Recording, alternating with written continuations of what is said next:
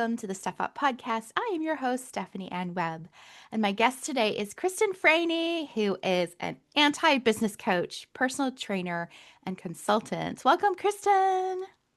Hey, Stephanie, thank you so much for having me. So Thank you. excited, like literally so excited. I think you and I have known each other online for about a year or more.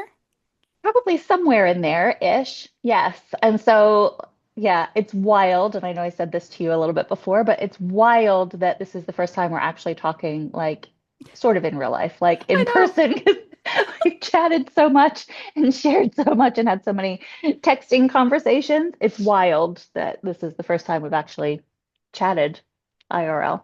But yay, we're doing it. So fun, We fun. are, yes. And I know people are probably curious, but I love this so much when you told me. What is an anti-business coach?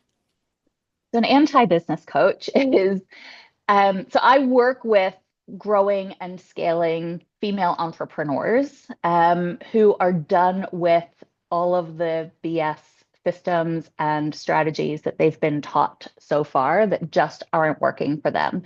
So I work at the intersection of systemic and personal change. So they know that they need to make changes to society, culture, oppressive systems, and they're trying to run their business and they're up against their own personal limits, and they are tired of being told that they need to fit into a certain box. They need to do things a certain way. The whole reason they started their business was to do things out of the box and do things a different way.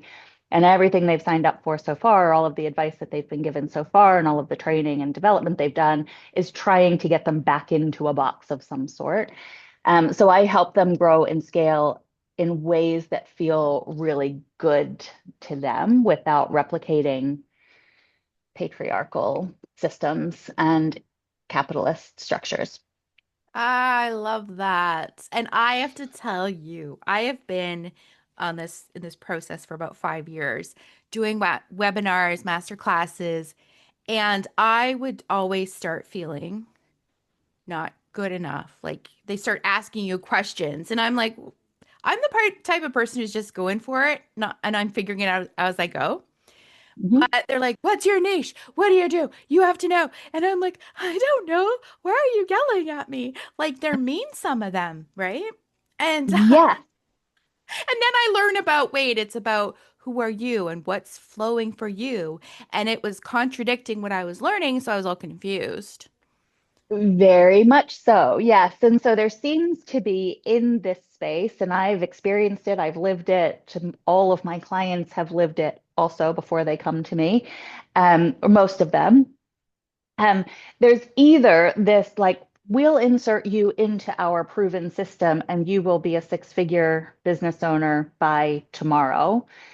Or there's, let's heal your chakras and figure out how to be your best self. And like, never the twain shall meet. And it's very hard to figure out what is the right thing. And either of those or both of those strategies ultimately make the person who's going through them feel wrong. I literally had one coach tell me, all my other clients can get this. Why can't you? And I thought, No. hmm, maybe, huh, lots of opinions about that statement. But, how traumatizing is it? It's very vulnerable to be starting a business. And yeah, ultimately, we're selling ourselves, but not selling ourselves and trying to figure out how to be visible and do all of the things. And then the industries make us feel wrong for not figuring it out immediately or for it not clicking immediately. And so a lot of the work that I do is deprogramming all of that systemic learning that we have picked up along the way that makes us feel wrong, figure out where we feel right and what we know is right and true, and how can we lean into that, and how can we lean into um yeah, what we're good at, right? Because we're a lot of times too, we're told you have to get better at the stuff that you're not good at. But no, what happens if you just lean into what you're really good at, make it your own, and that's how you stand out. But also, let's make it simple. Let's not make it so that you've got to overcomplicate all the things and also try to learn all the stuff. and do the basic business things that you still need to do so that it feels familiar for the people that you're welcoming in. So it's kind of it's a bridge between all of those things that I do. That's wonderful. And that's so needed. And Mm. that's why I resonate with a lot of your posts because I felt seen. Mm, And yeah, a lot of us are just, we want to do it our way and we resonate with that. But then you're questioning, well, the people making it over here have done it that way. And they're like, there's 5 steps, to 10K months. And you're just like, uh, and then when the people who don't get there, there's a shaming, you did something wrong. Or yes. maybe I meant to do it a different way. Stop shaming me because I'm different. Like, yeah, Mm-hmm. beautiful. Mm-hmm. Yeah. Love that. Yeah. So I'm the anti-business coach. I am not the person that's going to come in and teach you a strategy or give you 5 steps. We're going to figure out what's holding each person back, and from there create their best way forward. Awesome. Yay. Yeah. Yeah. And the topic that we were talking about today is why growth feels unsafe even when you're ready. Yeah. Well, So I want you to explain when you sent the what you wanted to talk about, and I was like, I had to read it a few times, like to get it. Like, what? yeah. Well, I realized too that was the way I typed it in was very stream of consciousness, but I was talking and I kind of pulled some things together from a few different parts. Um, so essentially it follows on from what we've already talked about, right? So like you're ready for growth and it doesn't feel safe because all of these other things have happened. So maybe you've been shamed, or maybe you're second guessing yourself, or whatever it is that's happening. Your nervous system ultimately is telling you, okay, there is a bigger pond out there. You are the biggest fish in this small little pond. You are ready for a bigger pond to swim in, but getting from here to there is too scary. So how can we get you into that space? Because not just yours, our nervous system is designed to keep us safe, to keep us functioning, to keep us alive as long as possible. And a big part of that is safety. And so the moment that there is a perceived threat, it will do everything it can to get us away from that threat. And so oftentimes, we're running up against saying, okay, but I'm ready. Like I want 10K months. I want ease and stability in my business. The gardeners have just gotten here. You'll have to let me know if you can hear that. Um, No. Not yet. great. Okay. That always happens, Um, I feel like, with people. always, it was so quiet today, and I was like, this is going to be great. Um, so yes, our nervous system is going to then come in, and even if like that, if that 10K month and consistency is unfamiliar, our nervous system is going to do whatever it can to create systems of familiarity. And so that can show up in all sorts of different ways, right? So for me, that is creating chaos. So as soon as things start to feel really solid and stable, and I have found my flow, my brain does this thing where it's like, okay, let's give you some chaos right now because that's what feels familiar. So even though I don't want the chaos, my inner workings still want the familiar. And so we can be ready for growth. We can be ready to get past. And most of my clients, all of my clients are ready for that next level. And there are intrinsic things that are keeping us from feeling safe and stepping into that next version of ourselves. Yes. And you know what I've noticed, and I've actually talked to various people when I'm going through this, like what's going on? What am I doing wrong? And they're like, nothing. But when I'm ready for the next level, old patterns will kind of what old habits and stuff will kind of come up. And I'm like, oh, I Yeah. thought I dealt with that. Um, right? Yeah. And then Yeah. it's like, oh, but this or I'm going through like a depressive state and I'm like, and then I realize, wait a minute, maybe this is time for another level up. And I'm like, damn it. Is that kind of what Yeah. you're referring to? Why? Yeah, isn't that the way it works? Like, oh, to go back to that blissful state of ignorance before we had our breakthrough breakdown moment. Oh But yeah. none of us would really trade. But when we have that first moment, we're like, oh yeah, I got all my stuff figured out. Life is going to be smooth sailing. I figured out all my patterns. I am going to crush it.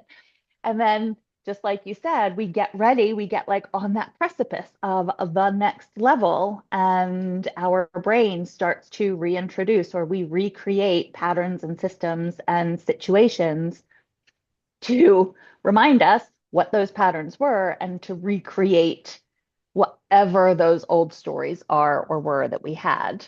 Um, and so yeah, they keep coming back. I liken it to sort of a spiral staircase that we go up. And when we handle them the next time, we're not coming at it from exactly the same angle, but so we're getting back around to where that pillar is again on the spiral staircase going through.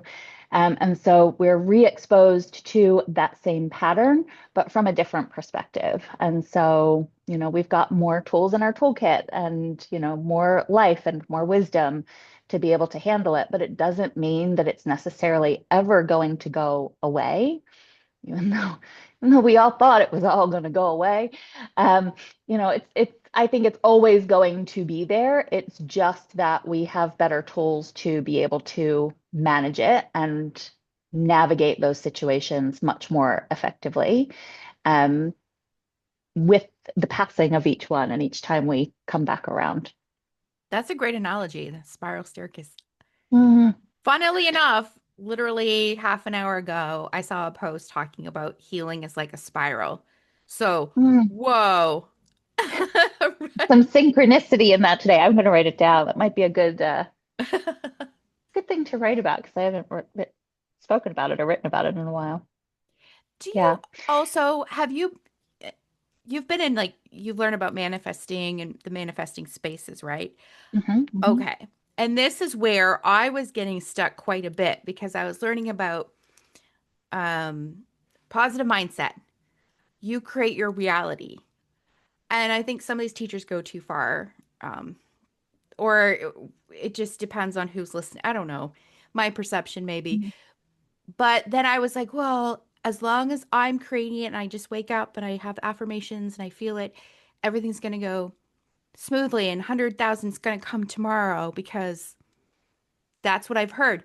And then you You start willed going it, through, and you were in the vibration, and you were in the vortex, and you were there. yes. And then you're like, uh, but I'm struggling. What's happening? Oh, it's my fault. And I've been through this. I know people. We talk about this. We're like, what's going on? And then I'm like, no, I can't be in those spaces because when I think of it in terms of growth, I want to go through the hard shit uh, and go through unlearning, healing, which is hard Mhm. because I want to grow. And if I Mhm. was just like everything's perfectly fine and I'm just happy, happy, happy all the time, which we can find joy in the suffering, but to tell people That's that a like different story. that's a different story, and you don't just tell people because that's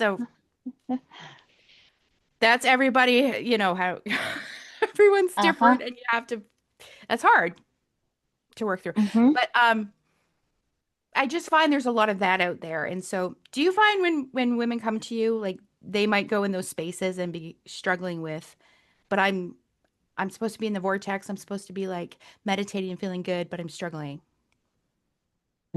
Yes. And I am so glad you brought that up Yay! because I have some pretty strong opinions here. Oh, good. What I don't entirely disagree with elements of that space. Yeah. I do believe in the laws of the universe and that, we attract what we put out. The happier we are, the more positive we are, the more positive experiences we tend to have. And I can be in the vortex of wanting to wake up a millionaire. I can be in the vortex of wanting to have purple hair. I am going to wake up the next day and still be in my life. I am still going to wake up the next day and have all of my lived experience and all of uh, the societal conditioning that has gotten me to that place where I am. And I am still going to exist in the society that has given me that conditioning. And so, what those spaces tend to ignore and leave out is our very real personal lived experience, and that not everyone's reality looks the same. Not everyone is starting from a level playing field. And so, yes, we can very much attract better within where we are. And we can start taking the steps to actualize and self actualize to be closer to or to manifest what it is that we want. So I'm not saying like it's all doom and gloom and we're never going to get what we want. But we do also very much have to take into account those lived experiences and working through those lived experiences, right? Like you said, it's about you have to heal. You can't just patch over and like it's like putting a band-aid on, right? Like, and that's why the manifestation doesn't work. I've got opinions on affirmations. I'm all for them. Affirmations changed my life. And the way that we've been taught them that comes from this just stay high vibe does us a disservice because it's not getting to what the root cause is of why we're not manifesting and why we're not getting to that next level. Um, if we wake up and say, I am a six-figure business owner, I am a six-figure business owner, and our brain is still healing and is still going through some big stuff and big feelings about whatever it is that's been keeping us from that. And maybe that's being able to receive, not feeling worthy enough of receiving. Maybe it just feels like it's too wild of a number. Maybe somebody's come from a background that has poverty and six figures is unheard of for them and they can't imagine what it looks like. And all of their family exists and their friends and their current experience exists not in six figures. Just waking up and saying, I want to earn six figures means that they're going to have to leave behind so much of their their knowing, so much of who they are, or at least what their ego and their brain believes they are, right? And so there's a whole lot then that means, well, you're going to exist on your own. And so if we don't honor all of those parts and facets of why those mantras or affirmations are too superficial, we're not going to be able to address the root causes. Once we address and figure out what that root cause is, and we start talking to that, then we can really start to change what our beliefs are around it. But a lot of those manifestation spaces don't, in my opinion, don't go deep enough to understand what the true root cause is. It just says, pick a happy thought, say it over and over, and your life will change tomorrow. Well, you know what? Fairy godmother could come along too. Like either one of those is just as likely to happen.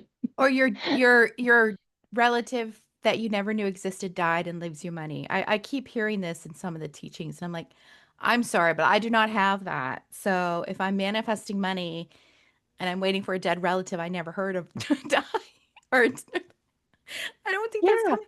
But that's luck. And I also like I hope I'm not manifesting at a the death. expense of someone dying. But I've Yeah, heard I that would in rather.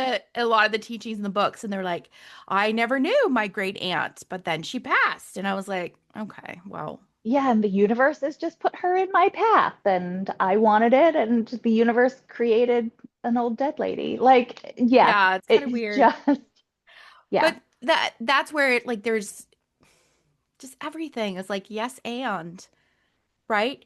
Hmm. It's nuanced. It's not just one thing. And Hmm. this is how I and I'm grateful for my background and liking to learn about very different things. Like I'm fascinated by psychology and philosophy and personal growth and self-help and spirituality and all of that. I feel like I have a bigger picture than people who are just in maybe the self-help. And that's Hmm. where when I had a mixture, when I started understanding more of psychology and self-help, personal growth and all of this different things, I was like, okay, what self-help is missing is the psychology. And they actually don't like psychology. And they're like, no, there's no such thing as trauma. That's in your brain. And I'm like, our bodies, trauma lives in the body. So that's Hmm. going to come out in your Hmm. body, in disease, in anxiety, Hmm. whatever, Hmm. because you stuffed it down, didn't know what it was. And you have to be aware of it. So yeah, you have to understand the child self that never got what it needed and love Hmm. it. And that's where I talk about empathy and hope. We got to have empathy for lived experiences, like you're saying, Yep. and hope because we can move forward and Hmm. heal. And heal. Yeah. And I think that's a big part of the topic and conversation that I feel is really important right now. We're also living in a certain moment of time, you know. Um, I said to you earlier, I never knew that authoritarianism was going to be a part of my lived experience, but here it is. I never knew. And I've lived all around the world. Um, I Oh, visited really? countries that were, Oh, I didn't yeah, know that. Oh, yeah. And because I now you're in visited countries. California. Now I'm in California and I'm under martial law. I mean, it's not so much now, but we had military on our streets that were called in to suppress riots. And it was all fabricated because there were no riots. And um, to be living through that and this moment, I think, also this is what I'm seeing in this space is two, there's kind of two camps. There's the let's just go and take care of our nervous system and do the sound bowl healing and meditate more. Or there's the side that's okay, no, let's be the activists, let's go out and let's change things. And what we need to kind of have both of those things. We need to have ways of honoring our nervous system when things are hard, when there is a lot of stress that's going on, ways to kind of drop out. I think meditation is vastly helpful for being able to calm your nervous system down, for being able to, know what is the trigger and how to, when it's starting to feel heightened, come back out of that, and to be able to drop back in. And, um, you know, we're not all activists. Not all of us are meant to be the loud people that are here to be creating the change on the front lines and, talk about our lived experience. Some of us, from lived experience, we're too tired to do it. We've already done a lot of the heavy lifting, or we have families. And so, we're the sole breadwinner and we can't be risking getting arrested because who's going to pick our kids up from daycare? So, finding ways that we can create and impact change and have hope that we are making a difference and we are making our corner of the world a better place to be, I think is huge right now. And for me, a big part of that is that, creating that systemic change starts within. There's that quote that everybody had up on their walls, be the change you wish to see, which was not Gandhi, by the way. Oh, really? But What? yeah, I know. Who Was is not. it? Do you know? Oh, you know what? I will have to find her name. She's not a famous person. That's She's why. like a meditation teacher. She has some retreats. She looks like somebody's mom in the Midwest. Like, you know, she was a little hippie-ish in the 70s. She's um but yeah, so it was her. She might have written a book that she self-published that you probably could have found down at like the hippie bookstore in town. Not a famous person, but it's true. Be the change is, if we want systemic change to be happening, how are we engaging with the systems? And, how are we um, either perpetuating um, those levels of control and the systems that are out there and the societal conditioning? And how are we every day standing up to them and being quiet revolutionaries in the ways that we are able to impact our world? And then starting to model different ways of being. Mm, that's important because I'm the type that wishes I was out there, advocate, like what's the other word? Not advocate, fighter. What's that? Like an activist, Activist. like Thank you. That's frontline. I Yeah. know it was an Hmm. A word. But I'm not. Like Yeah. I don't like crowds. I don't like going out to do things like that. But part of me feels like that. Hmm. But I'm also not one who knows how to debate and argue with people, even though I kind of always wish I was. And so it's like, okay, what can I do? Who am I? What can I do with what I know and what I want to fight for? And finding Hmm. that for all of us, Hmm. because we all have, Hmm. like you were saying, we all have different parts to play. And Hmm. so that's very important to know because I remember thinking, well, oh no, I'm not doing what activists are doing. And then other people said, well, maybe you're meant to just share love and hope and those kind of things. And Hmm. other people are meant to do that because we're all different moving pieces. Hmm. Hmm. And we all respond and engage and react in very different ways. When the fires happened here in LA, it really highlighted when I've been in other natural disasters. So I was in 7/7 bombings in London. Well, I was in London when the 7/7 bombings happened. I've been in an earthquake in Dubai. I was in earth and civil unrest when I was traveling in Bahrain. I've been in lots of earthquakes in Bali, lots and lots of earthquakes in Bali. And in all of those, I was sort of the fighter, right? Like I came out and I wanted to fight and I wanted to help and I raised money for communities and took control and took charge of making sure everybody was safe that I knew. And when the fires happened here in LA, I did the opposite. My nervous system kind of shut down. I went into freeze mode. I stayed on the sofa for 3 days. It worked out well. My friend, I decamped to her apartment. And I looked after her dog. She still had to go to work because she was hosting people from Australia for her job. And so she had meetings planned. And so I got to stay at home with some purpose. And she got to go out and shut off from the fact that the fires were happening, um, and not worry about it. And people that I knew and people through the gym at, where I work, they rallied. So there were all these different things. So she like had the flight. She was just like, I'm just gonna ignore it. Kristen's taking care of the house. Everything's fine. I was in freeze. I was just on the sofa for 3 days. And then other people were in that fight stage where they were organizing and doing things, and channeling their fight response. Um, and it was interesting to see how differently it manifested for people in one situation, right?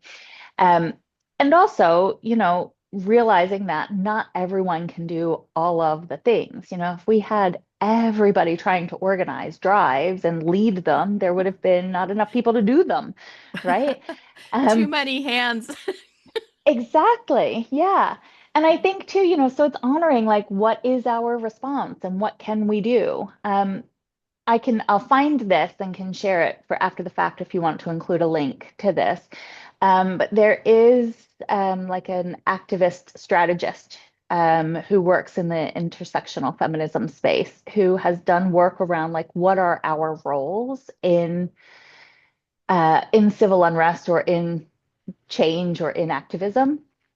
And it can be, maybe you're the caretaker. So someone else who is on the front lines and wants to go to protests, but needs somebody to look after the kids. Maybe you're the organizer and you are the person that organizes legal aid for people who get arrested.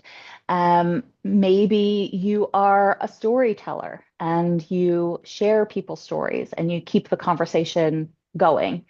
Um, Maybe you are a healer and you are the safe space that people get to come back to, and kind of anchor themselves in. So, like you said, being that love and being that accepting space, that maintains some sense of like it's not all burning down and let's come back because we need to rest and recharge and joy is resistance and rest is resistance.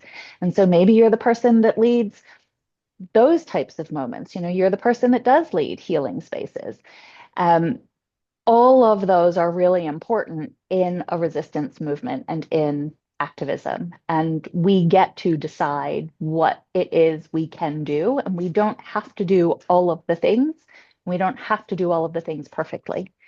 Um, one of the things that is giving me a greater feeling of control throughout all of this is being much more conscious about how I shop, where I shop, who I buy from. So I would have gone to Starbucks before because it was easy and convenient, and even though it's not the best coffee, and now I don't. I consciously choose to shop from small, independently owned coffee shops that have fair trade coffee, that are not a giant conglomerate, that are supporting um, global situations that I don't agree with. And it makes me feel good when I go to buy my coffee from the little coffee shop down the street that is owned by a woman. I feel really good about getting my coffee. And it feels like a big giant FU to capitalism. And their coffee Take is that. usually it's better anyways. I love the little coffee shops and we don't have enough. For us, it's like Tim Hortons, Starbucks. Timmy's. Uh, have you been to Timmy's? I've been to Timmy's. Yeah. Yeah. I've been to Timmy's in Toronto and Timmy's in Dubai. Oh, nice. Hello, my lovelies. It's Steph here for a quick break. If you're enjoying the StephUp podcast and you want to support the show, you can buy me a coffee. Just check the link in the show notes or the description, or if you're watching on YouTube, you can scan the QR code that's literally on your screen right now. Thank you so much. Sending love to you all, and back to the show. Yeah.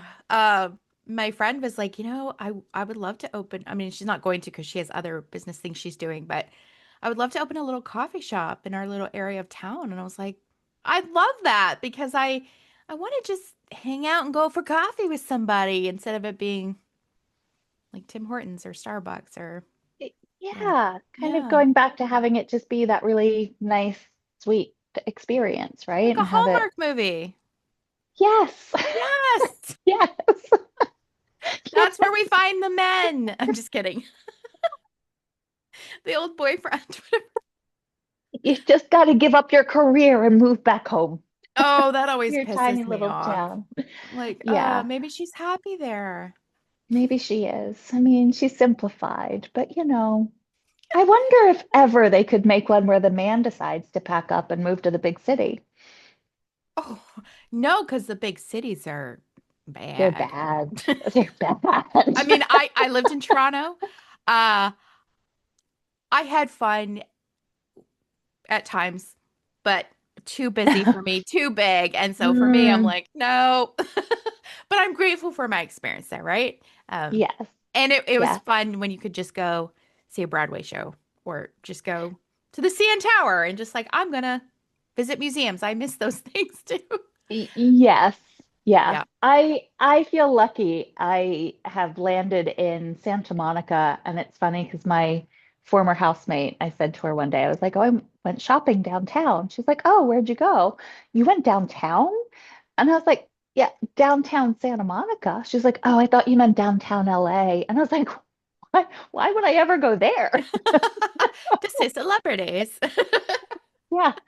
I mean, yeah. So LA is an interesting place. It's kind of like a citrus fruit where it's all one, but it's its own, each one is its own individual little slice and piece. And so you don't have to. I can get all of the things I need in Santa Monica, but I am literally on the doorstep of celebrities, and Cool. yeah, I get the best of both. But There was something you were saying earlier about oh, first of all, oh my gosh, I was gonna say we use the term vortex. I'm assuming like Abraham Hicks, right? That's where you heard it. mhm. Yeah. So for anyone who doesn't know, Abraham Hicks is a manifesting law of attraction, metaphysical teacher being. And they use the term vortex, which my understanding of that is like being in a high vibration, meditating kind of like you're always happy kind of state. Hmm. Because I know sometimes we use these terms and people are like, what are you talking about? What is that? What is that funny language? Yeah. I Uh, always imagine it like on Dyson Hoovers that you can see like the inside and it's like spinning. I imagine it's like that with oh, like all the good stuff is around and around in that like swirly, not really a tornado, but like it's all swirling around and we've got to like get into that space. yeah, which I've had, and it's wonderful. It's very exciting when you just feel Yes. like pure love. You know those Mm-hmm. moments you're like, oh my God, is this what heaven's like? Like Yes. dying. I've heard those near-death experiences. I'm like, that's what it feels like. Whoa, I like this. Yes. Mm-hmm. Um, Mm-hmm. but yeah, so you were talking about and this is where it's fascinating, and I think we should have more conversations about this. Okay, so people will say, well, I made it, and so you can too. Now, I believe we can all we all have an ability to move forward, and our journeys are all different. And it might be somebody has like you grew up very well with emotionally intelligent parents, lots of money, and you're like, "Oh, look, I made it and you know, and that's Yes. your life journey."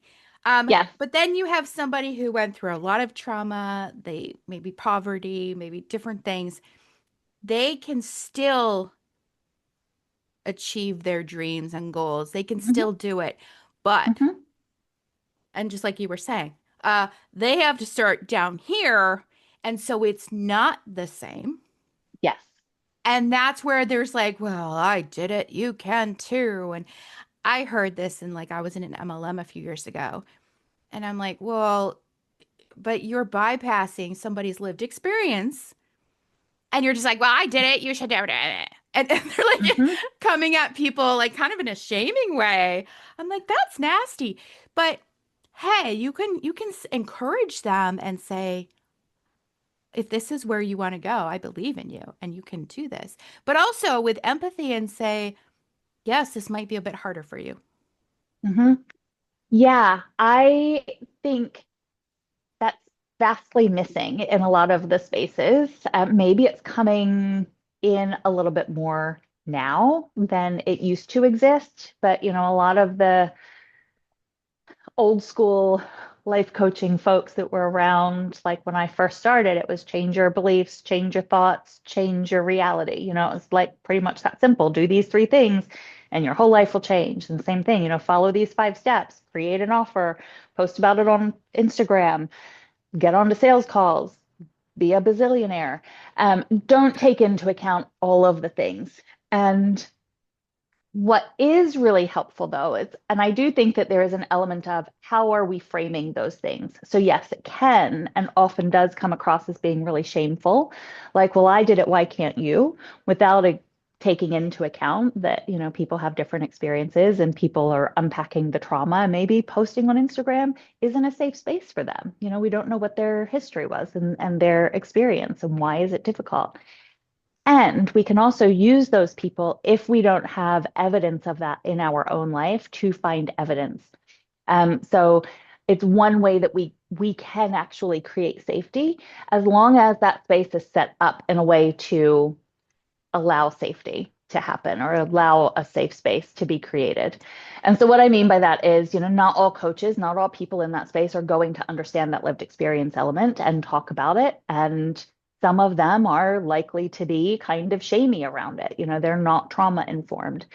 And there are other spaces that are trauma informed that we can then take the examples of people who came before us and say, okay, well, I haven't seen this in my lived experience yet. And I see that it does happen. So let me continue to focus on seeing that it's happened. And that way I will start to show my nervous system that it is possible. Whereas oftentimes, if we're telling ourselves that we want something, but we don't really believe that it's possible, Mhm. we're not going to be able to create that change. And so we need to, at a systemic level, show our nervous system the possibility. Um, and show that, it can happen, right? It just might not happen exactly the same way. But, the more evidence we collect. And so one of the things I do with my clients is we collect evidence of whatever it is that their next big milestone is that they want to achieve. And oftentimes we're collecting evidence in their own lives. So they'll have a story of something that is, maybe they're about to give, their first signature talk, or they want to do a TED talk, for example. But they're terrified and they're like, well, I'm not good at speaking in public.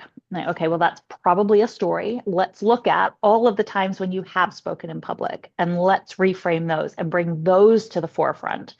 Um, let's look at all the times, that you have had to use those skills and you have had to show up as that person in order to be able to do that thing, and start to remember them and bring those to the forefront, because all your brain's doing is saying, I'm not good at doing this thing, and getting in front of a group of people is terrifying. And so I'm going to be bad at it. So just quiet that part by like flooding with all of the other things, with all of the times that you have been successful. And if you have never done it before, look for evidence of people that you know or people that you trust who have done it, and start seeing them as, okay, well, if they've done it, my journey might not look exactly the same as theirs, but if they've done it, I can probably figure it out too. And finding ways to, maybe you don't, if you're first time, maybe you don't go onto a TED Talk stage the first time. Maybe you start looking for evidence so that you can build up that muscle, and you start a little bit smaller. But it's not to say that you can't get there, but you have to take the leap that your nervous system will allow for. Otherwise, you will likely create too many obstacles. You'll create obstacles to allowing yourself to be able to do it. Yeah, you explain this all so well. Oh, yay. So I I'm appreciate glad it that. makes sense. Yeah, it Yeah. does. And yeah, and I love hearing. I actually love the stories of people who are like, I went through this and then I didn't start till I was 50. And I'm like, yay, because I'm 45. And when you only heard, at 14, this kid started a multi-billion dollar business. And you're like, oh, well, when I was 14, I was just getting through high school. Um, Yeah. so it's Yeah. it's helpful to have, like you're saying, all to see people go before us Hmm. and know that you can do it and have that. And I shouldn't like I judge people for saying that because it's harmful what I've heard, because I know a lot of people and they've come to me and they've said like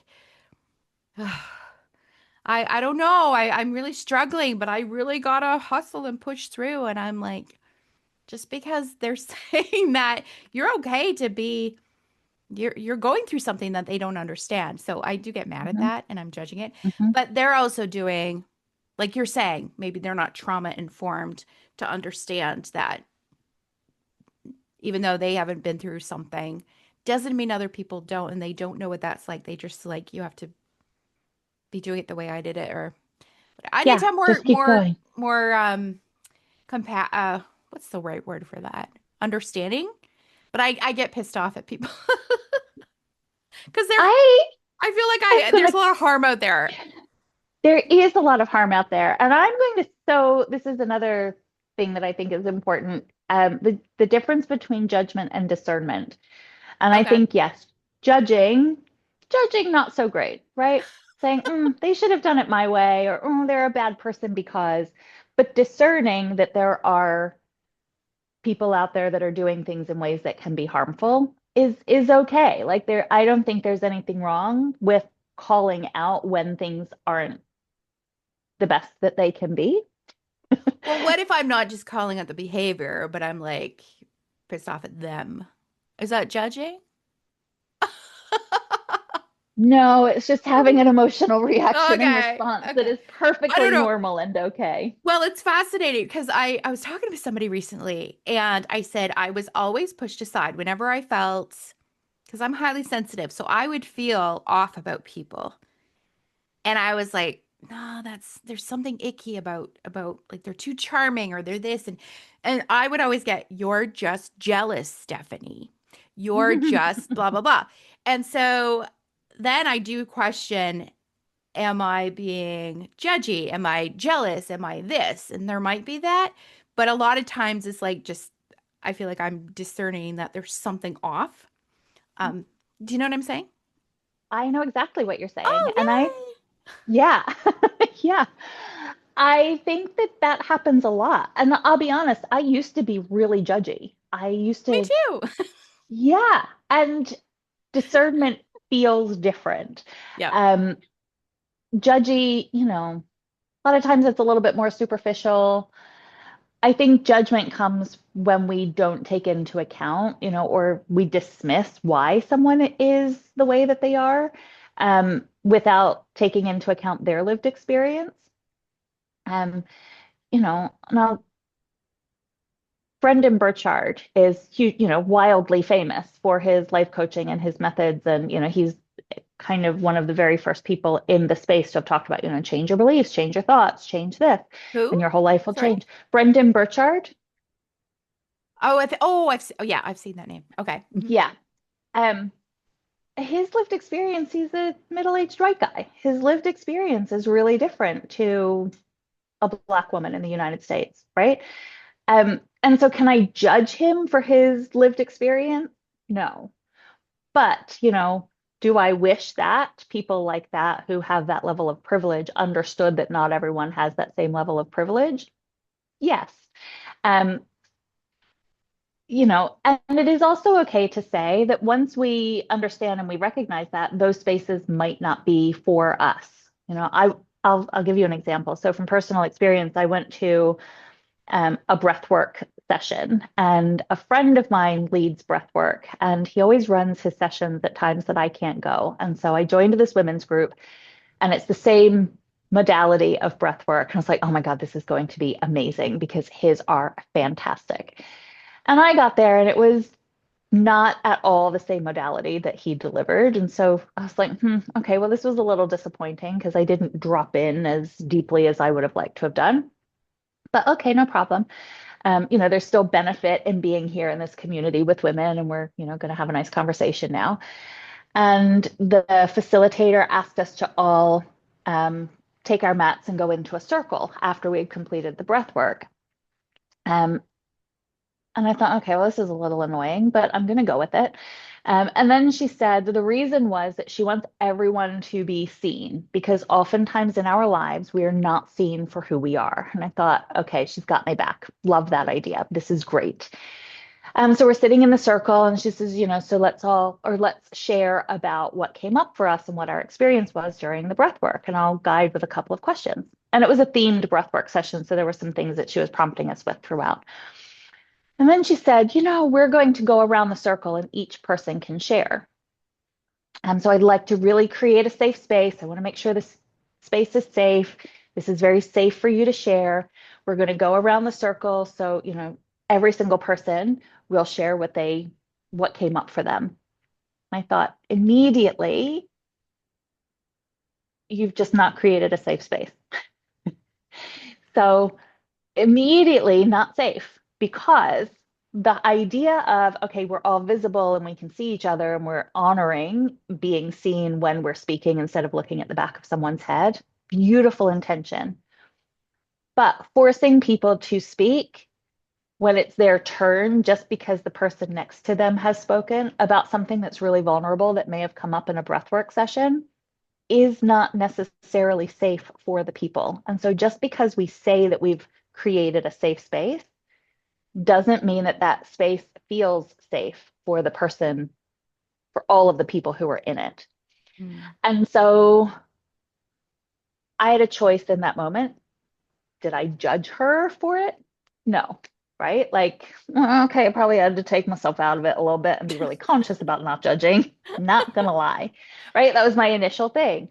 But I had to honor that she's just not been as exposed to. Maybe she's not been in traumatic situations where for her it would have ever been uncomfortable to have been in that situation. And so I can discern that that is not a space that I want to be in again because I don't feel comfortable that it's safe for all of the other people that are there. And it's not my place to make it safe, which is difficult because I want to fix all the things.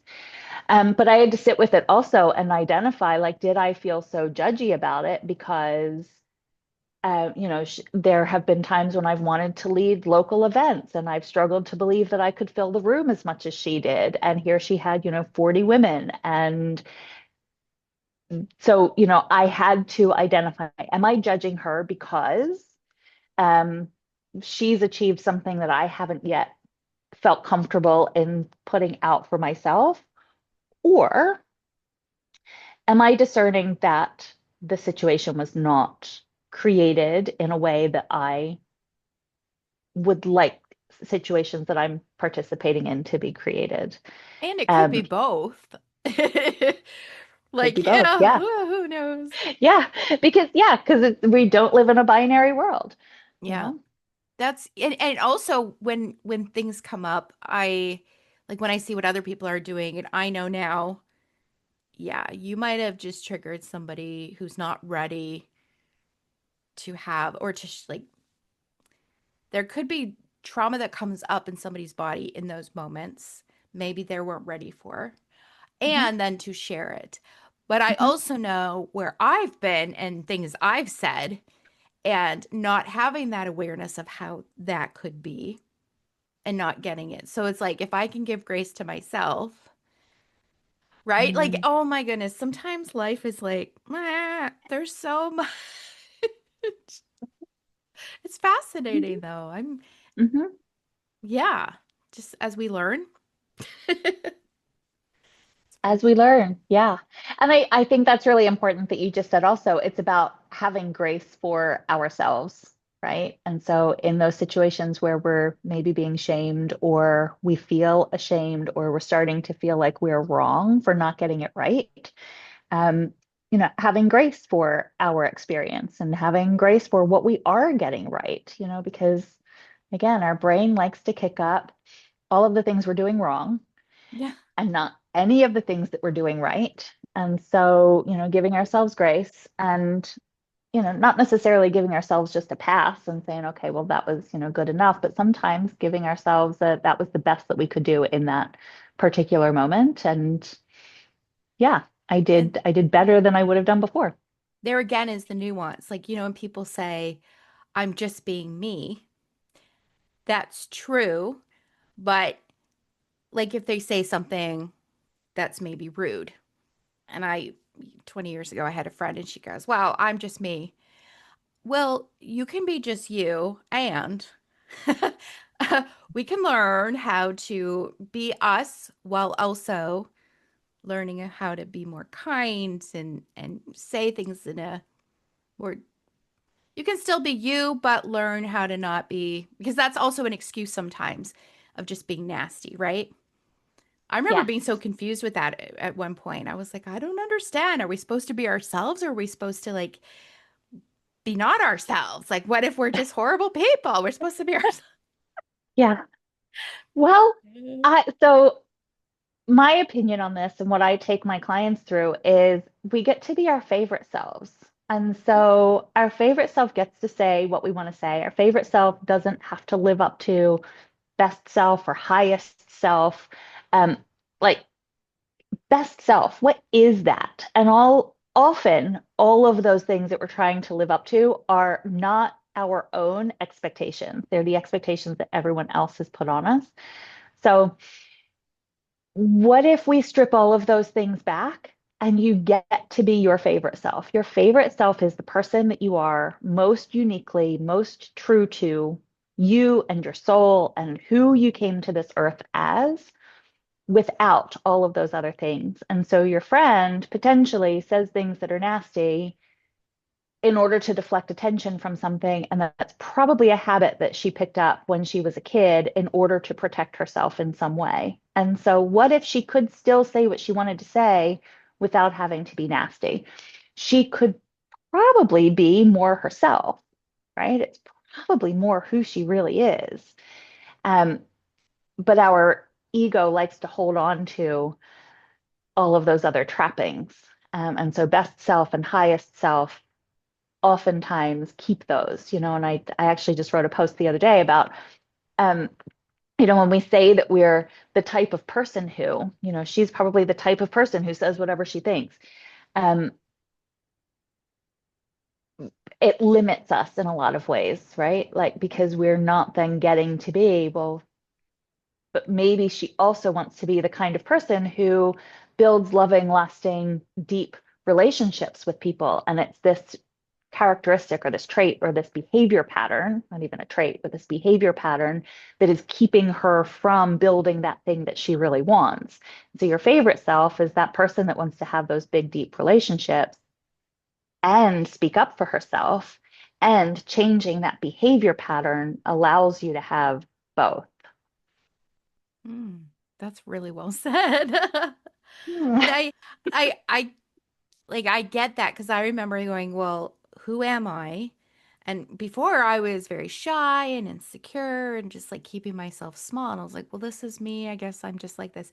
But then as I was working on my healing, I was making a lot of mistakes along the way. I said things and I was like, okay, then I learn. um, and now I'm understanding, oh, this is, I can start to see what people were talking about that whole time, coming Mhm. into who you are, even more so because of the healing, because you're, yeah. And there's still more healing because we're always kind of working towards, but Right, going through that staircase yeah, till we get to the top. beautiful. Yeah, Oh, Kristen, this was so much fun. I can't believe like an this hour has has been gone by. amazing. Oh my God, I know. I could keep talking. Yes, Me surprise, too. surprise. So, Yeah. how can people reach out to you if they want to work with you or just contact you? Fab. Best thing to do right now is find me on Instagram. It's my name, Kristen.Franey. And right now I have a few different things going on. So people work with me one to one. I have an intensive, I have a 3 month program, I have a 6 month program. And the easiest thing is to reach out, we have a chat and see if it's the right fit and what's the best thing for the person. And then I've got a couple of free things on my um, in my bio as well. And I would also love to offer your folks a free gift. So I have a workbook called like your hidden intentions, which ties in with what we were just talking about. So what are the hidden things that are maybe keeping us from that favorite self that we don't necessarily know? So what is like the hidden benefit that we're getting of making that snarky comment? What is the hidden benefit that we have of being a people pleaser? So if we want to stop people pleasing, there's probably something that is hidden behind it. And so it ties in with a lot of the conversation that we've had today, so that we can cast more of a light on what is the thing that's keeping us stuck from that next level of growth. It's usually $27, but I'll put a little promo code in and give it to your listeners for free. Oh, nice. And I'll put all that in the show notes.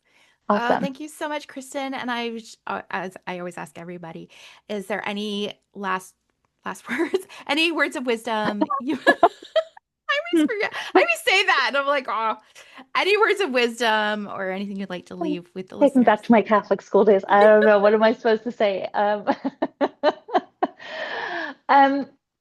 no, I think words of wisdom is really, I really appreciated how you said, to give ourselves grace, and to get in touch with and start asking, who is your favorite self? What does your favorite self want to do? What would your favorite self recommend that you do in this situation? So, we want to get to that next level of growth. What does that look like for your favorite self? And what would she be asking you, or he be asking you to do in order to become the person that can do that instead of following the 5 steps? Your way is a good way.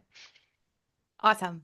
I so appreciate your time and your beautiful wisdom and in you. You're a wonderful person to know. So I appreciate it. Kristen, Oh, thank you so much. thank you so much.